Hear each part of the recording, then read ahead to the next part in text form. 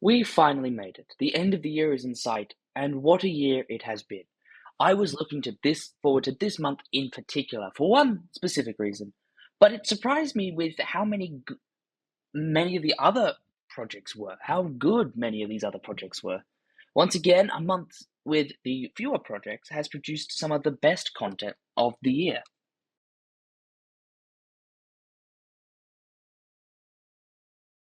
This is one of those movies that I went into just expecting to enjoy the action and not really care about what else happens. That's not necessarily a problem, it just means I had little expectations for this film. Though I do enjoy the Christmas movies that try to explain how the operation of Christmas happens slash add lore behind the story, this one felt like it stole ideas from across various previous films, such as Arthur Christmas and the Santa Claus, even maybe a little bit of Klaus in some places.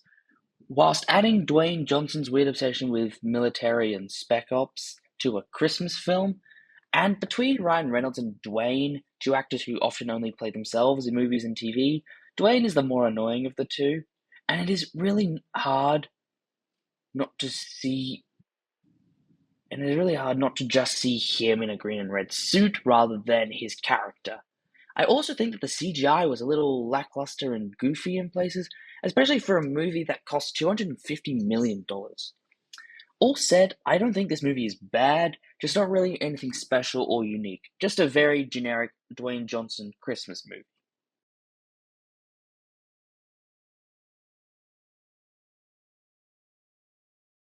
The long awaited sequel to an all time classic, and another addition to the 2020's legacy sequel list.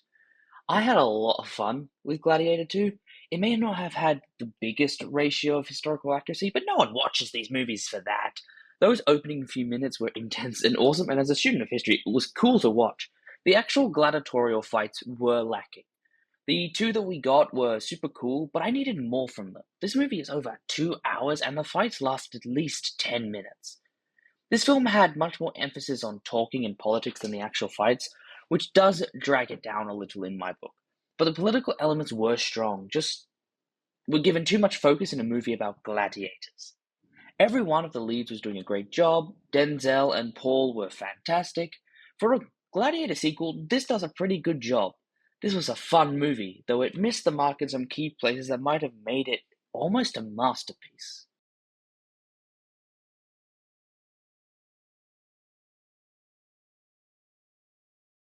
Wow, this movie defied my expectations. Yeah, that was a bad joke. But this movie shocked me with how good it was. I had just seen the musical earlier this year and was both excited and nervous about this.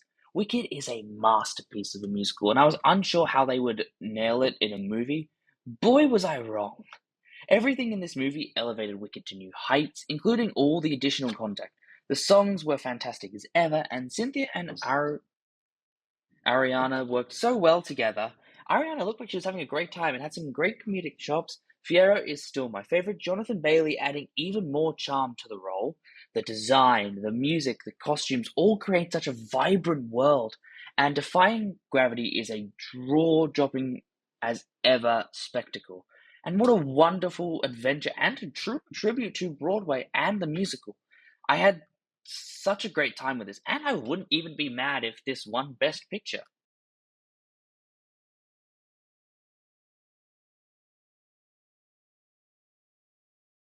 I was super unsure about this film. Lynn wasn't making the music, it was originally a Disney Plus series condensed into a movie, and the people doing the music had very little experience with a big budget musicals. The songs were definitely a highlight, not as good as the first movie, though that is a high bar to reach. The side characters, who probably would have had more to do in the series, jumped between actually being funny and being really, really annoying. Matangi was completely useless, though she had a good song. Maui was the same, though slightly less annoying since he had had that arc in the first movie. I think this movie had a lot going for it, like the visuals, the music, and its message, but fell flat in the places it needs to justify its transition from a series where many of the problems discussed would have been fixed by the nature of a TV series. Not a perfect movie, but certainly a decent crack at following up the masterpiece of Moana. And I have newfound confidence in the two writers for the music of this film, and I hope that they continue to get work in order to build what clearly is some good musical talent.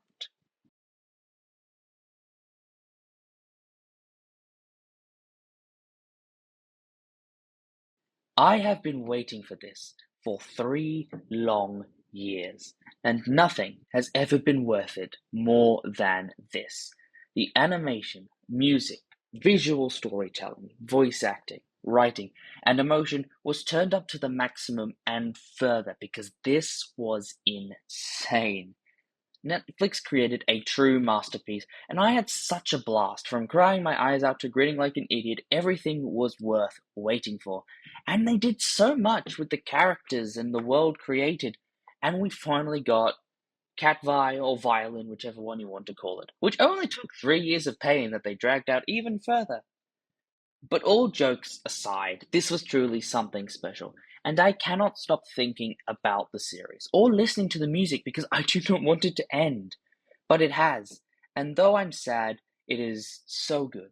Arcane Season 2 is the sweet cherry on top of the giant sundae that is 2024 television. A truly fantastic year. Thank you, Arcane, for all the memories and the therapy.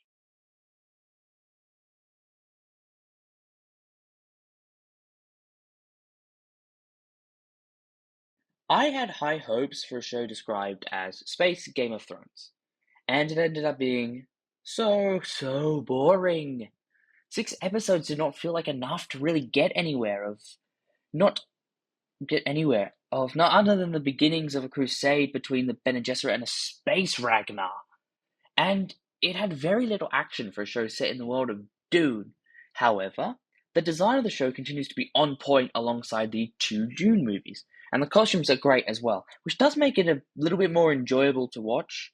I am happy there is a season 2 so that we can see where this story is actually going. But as I said, it just dragged on too long.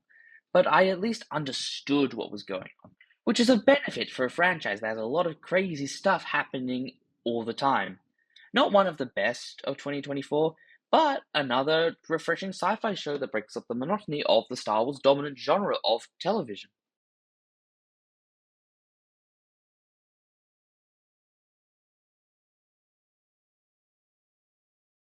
A stop-motion short about the owl that got stuck in the New York Christmas tree that one time, and I was not expecting it to be a beautiful little short about family.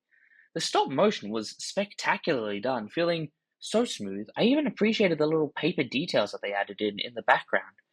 It was a very well lit film that added so much warmth and emotion to this story.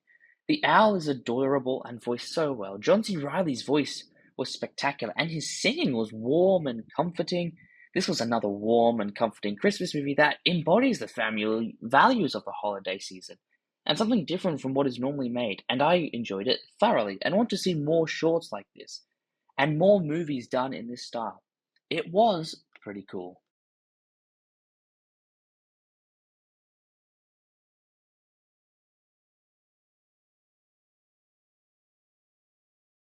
The Watchmen story is fantastic, and this movie had the benefit of including much of the best parts of the story that Alan Moore created, with powerful dialogue and monologue highlighted in great voice acting.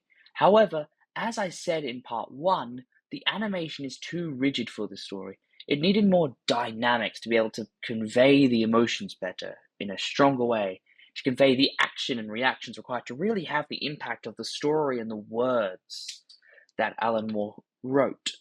And to be properly, and it's not a bad adaptation, but not as perfect as it could have been. And I would appreciate another attempt at an adaptation, even an animated one, just give some improvements to the animation to make it that much more dynamic so that both the action and the dialogue and the emotion can really come through. I was waiting for November, and it hit me with a few surprises of its own.